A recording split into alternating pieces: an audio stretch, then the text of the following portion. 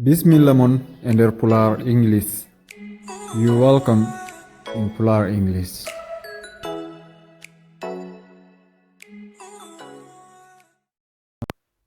Oɗo page eɗen mbaɗi bindi daneji ɗi ngoni namde ɗe, bindi ɓaleji ɗi ngoni jabol ɗi.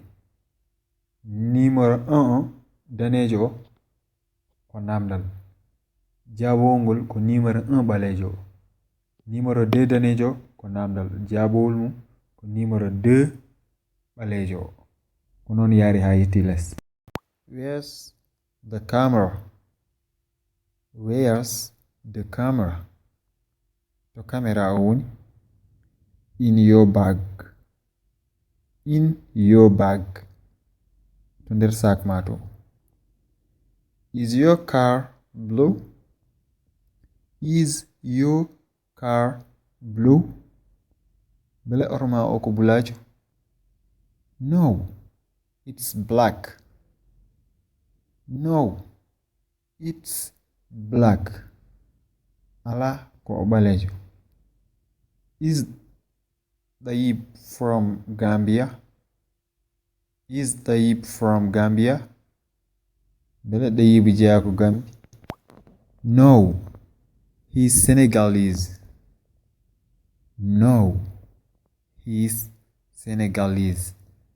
Ala ko Senegal najo. Am I a good student? Am I a good student?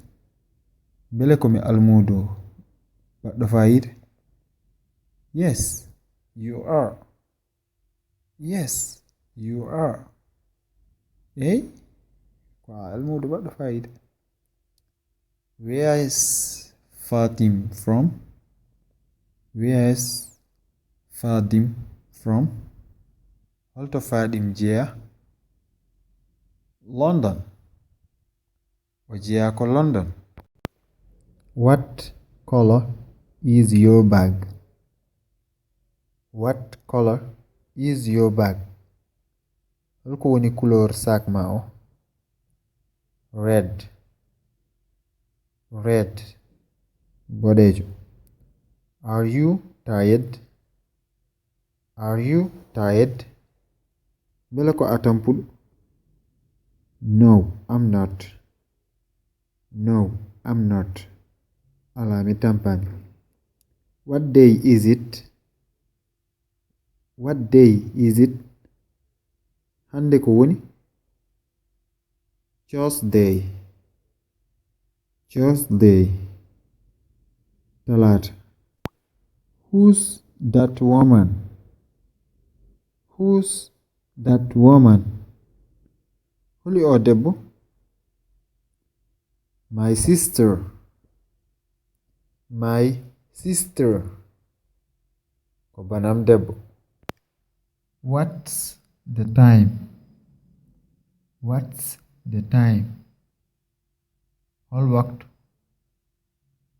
11:30. 11:30. 11h30. Where is the bus stop? Where is the bus stop? Holto are bus o woni? At the end of the street. At the end of the street. Koto gasirde lawol to. How much this orange? How much this orange? Ɗi orange uji no poti? 1,000 a kilo. 1,000 a kilo.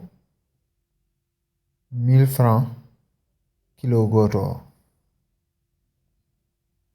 What's your favorite sport? What's your favorite sport? Hol sport mo ɓurɗa yidde? Football. Football. Football. Who is the man in this photograph? Who is the man in this photograph? Hol gorko gonɗo e oɗo photo? That's my father. That's my father. O ko babam. What color is your new shoes? What color is your new shoes? Hol couleur paɗe ma kese ɗe? Black. Black. Ɓaleejo. Thank you so much for watching, guys. Please share and subscribe, click the like button and comment below if you have any question. See you next time. Bye.